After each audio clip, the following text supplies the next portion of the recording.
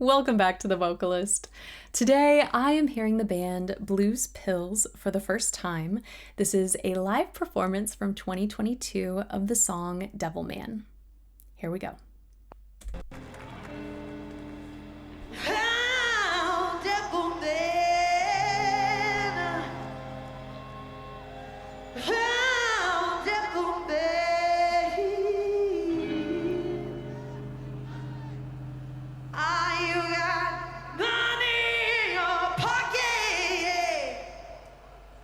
You got blackness in your soul, yeah. Wow, devil man. Wow, devil man.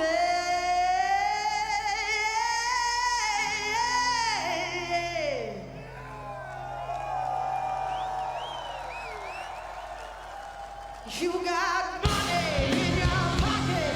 You got blackness in your soul. Oh, devil man. Oh, devil man.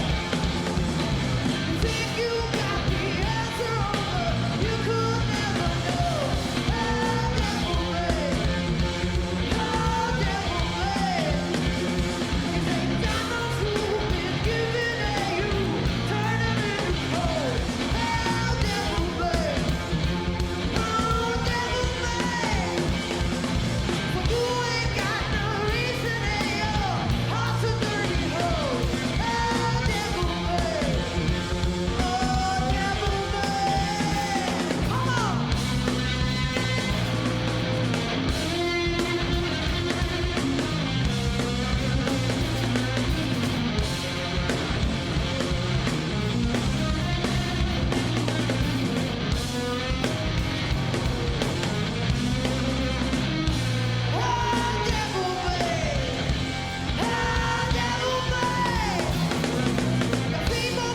Okay, I think because this was at Hellfest, I assumed this was a metal band.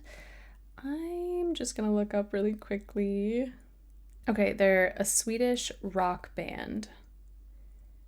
Oh, obviously it's in the title or in their name, Blues Pills, but this is so bluesy, so soulful. What a voice. I'm excited to see where this goes, but I do want to back it up just a little bit. The texture that we got to hear at the beginning was so clear.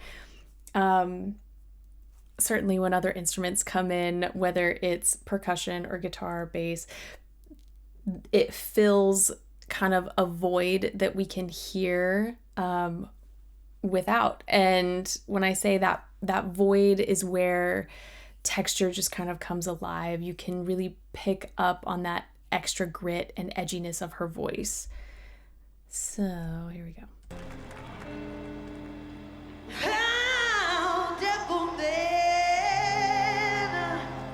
It's like this tiny little crackle. And I do think she's got really strong adduction in the chords. It's not that she's allowing a ton of air to come through, but there's just enough separation there to give us this little bit of added grit. It's such a great sound.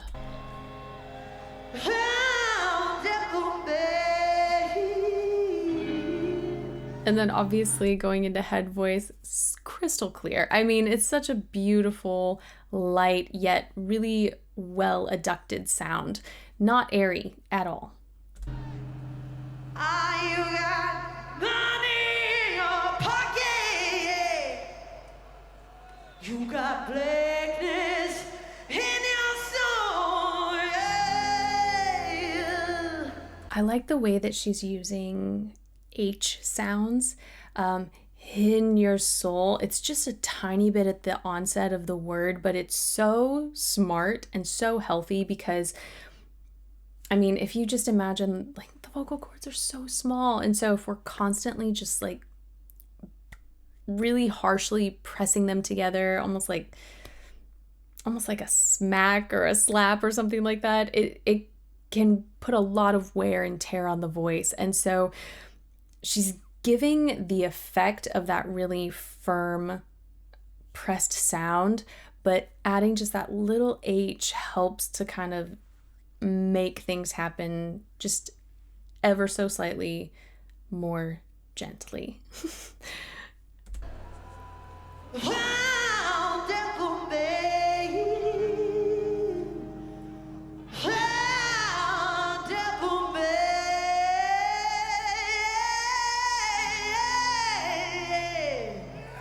I love anytime we hear some sort of riff or embellishment, because you can kind of hear how a singer maneuvers through registration. Gorgeous descending riff. Listen to the vowel in the word man as she ascends.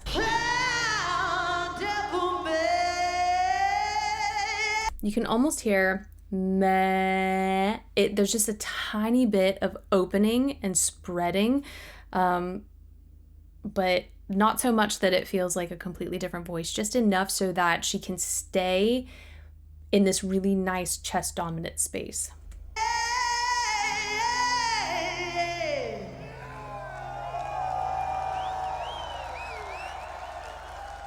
You got money in your pocket, you got blackness in your soul. Oh, devil man, oh, devil man. You think you got the answer over, you could never know. Oh, devil man, oh, devil man. You ain't got no food, been giving at you, turning into cold. Oh, devil man.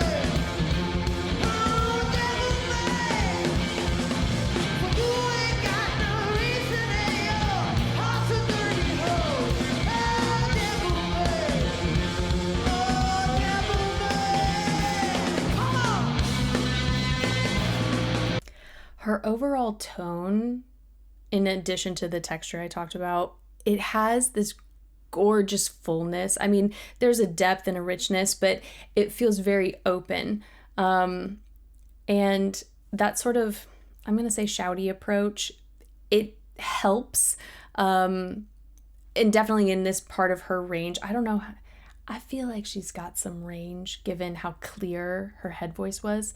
But right now we're in a very small part of her range, or in a small range, which I imagine is also small in the grand scheme of her range.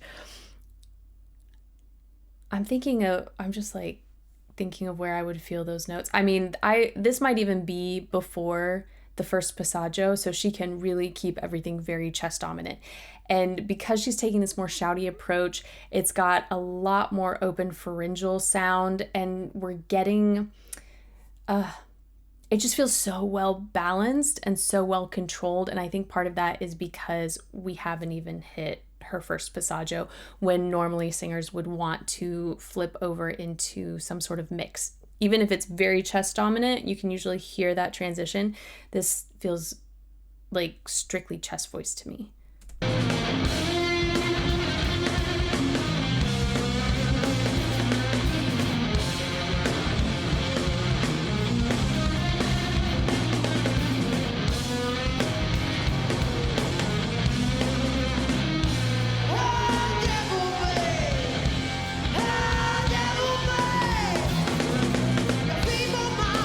I love that she's not even trying to sing that the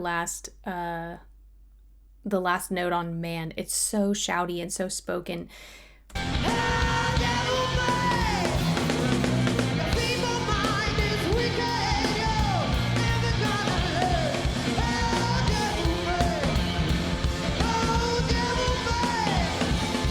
That's interesting. This last time that she says, "Oh, devil man," I feel like there's a little bit it's a different coordination, and I say that because of the texture shift. Let me see if I can.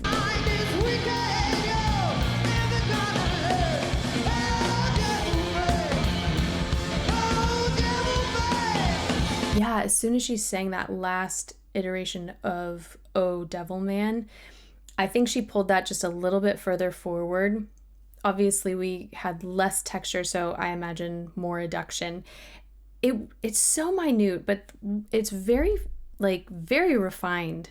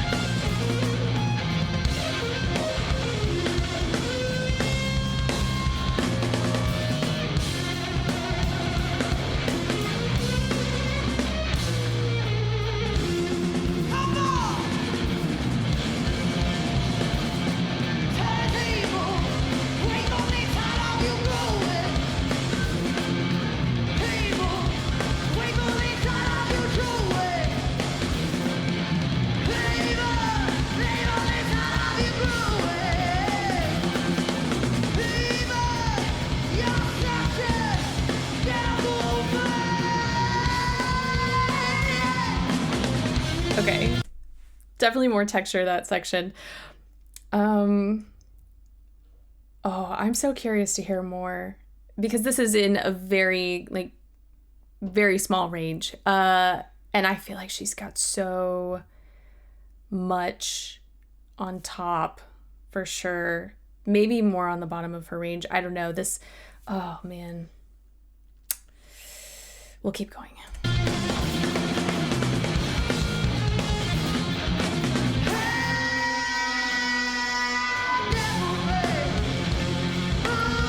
I gotta hear that again. It's almost as if that texture kind of dissipates. It's difficult because of, like, the doubling I think I'm hearing in the instruments.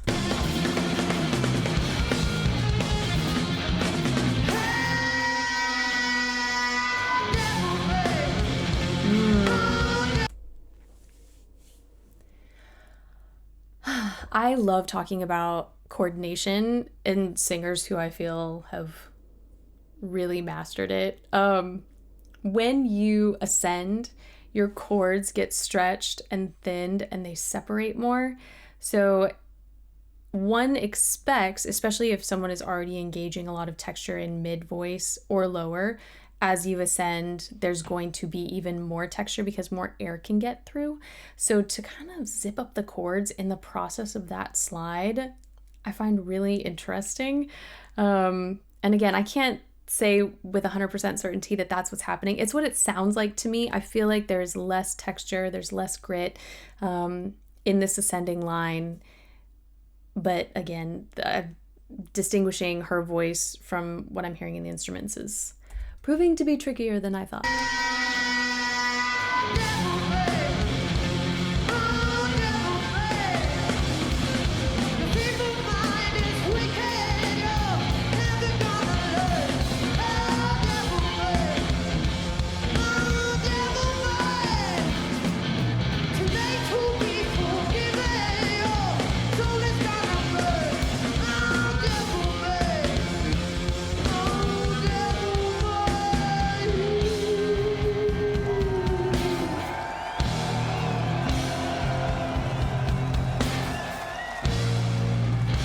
All right, Hellfest. Sing with me to all the devil mans out there. Come on.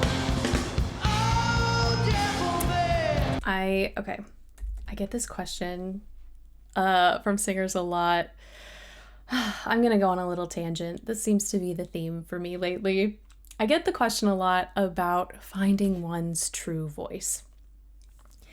That can mean so many different things. For some singers, it's a sound that they have in their mind, and getting their voice to create that feels like their true voice, their true identity as an artist.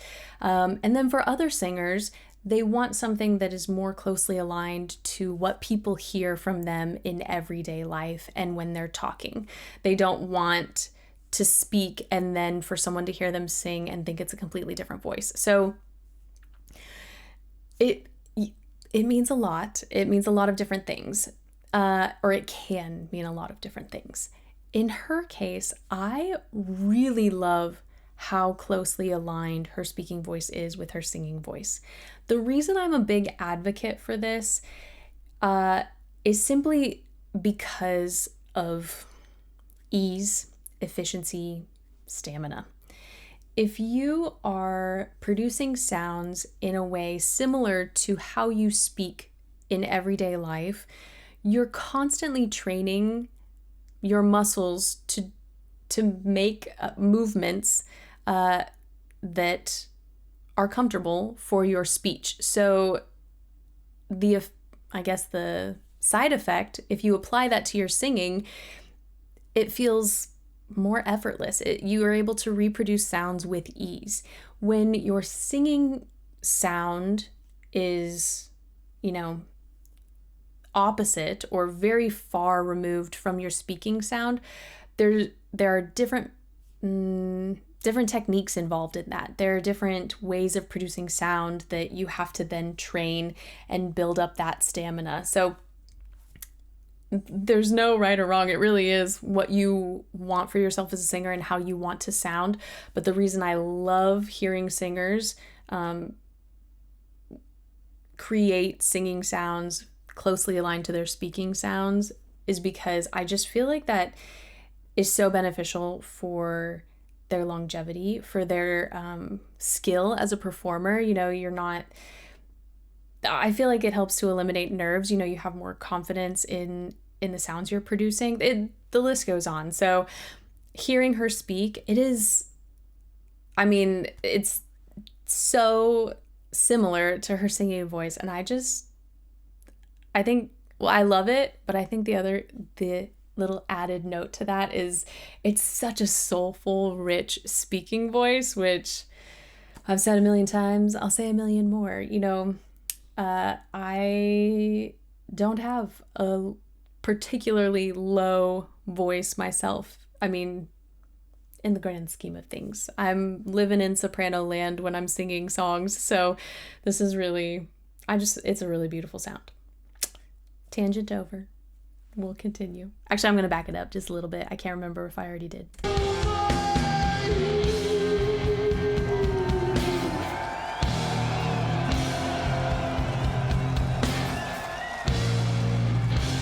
right, Hellfest, sing with me to all the devil men out there. Come on! Oh, devil man, come on! Louder than that, come on! Keep it alive! Oh, devil man, you got what you deserve. You're never gonna learn. Oh,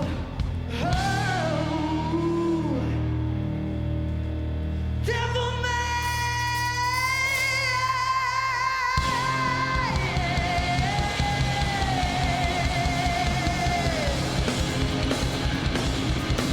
I promise I'll get the end of the song this next time. But just in the last minute, well, not even few seconds, we heard so much variety in her vocal production.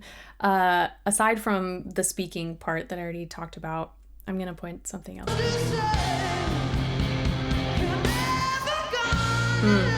So never, the ver sound, let me play it again. That was in a mix, which is why I'm even more curious to hear more of her range.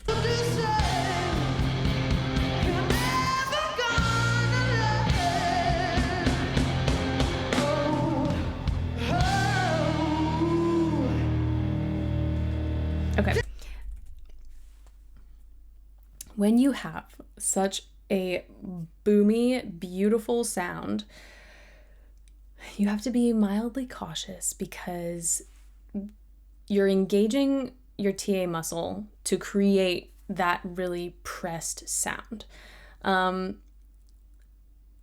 Sometimes we equate the work of the TA muscle as weight in the voice, and as you ascend, it's very challenging to keep that same amount of weight in the voice, that heaviness. You can still find ways of creating lots of press. You can still find ways of opening the pharynx and getting these nice boomy, warm, open sounds. But it's just not quite the same as when you're in mid to low range in a strictly chest voice place. So hearing her go up on Never, we still got this gorgeous punchy full sound, but you'll hear there is a slight lightening that happened. The tone, the color of her voice, everything still matches beautifully, but it's just a hair different. And I think that's brilliant because, again, thinking of stamina and vocal health and making things possible in live performance, whether you're nervous or not, I don't know. A lot of different variables can affect one's singing in a live performance, but I think it was just a really smart choice the way she went into a mix there. Ooh, that was it. Let me play that.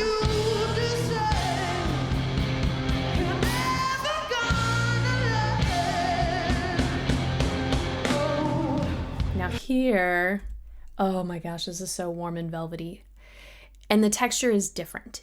The air that's coming through is not being used to create grit. I feel like it's creating a really warm, velvety sound.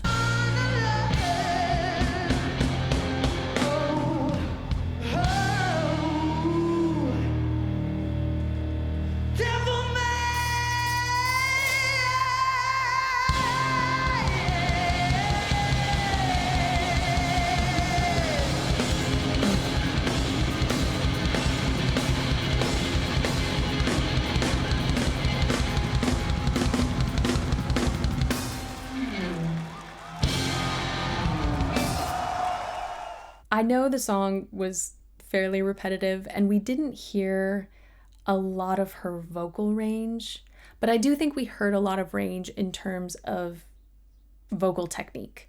There was a lot of variety in texture, whether it was super gritty and rough or really smooth and firmly pressed, really firmly adducted. We got to hear chest voice, mix, head voice, and how she shifted from one to the next. And I will admit my bias. I think part of the reason I just enjoyed this was the depth and the richness of her tone. I don't know if I've mentioned this before. Like, statistically speaking, altos, contraltos, lower voices are rarer than sopranos, especially for women. And so it's just when you encounter anything with this much depth and space, I just love that vocal tone. So like I said, I'm excited to hear more. What a great match as well. Like, just the way she performs as a whole, but also just the sound of her voice. It's so bluesy and so lovely to hear in this type of music. So yeah, we'll leave it at that for today. Thank you guys so much for this recommendation and for watching with me, and hopefully I will see you next time.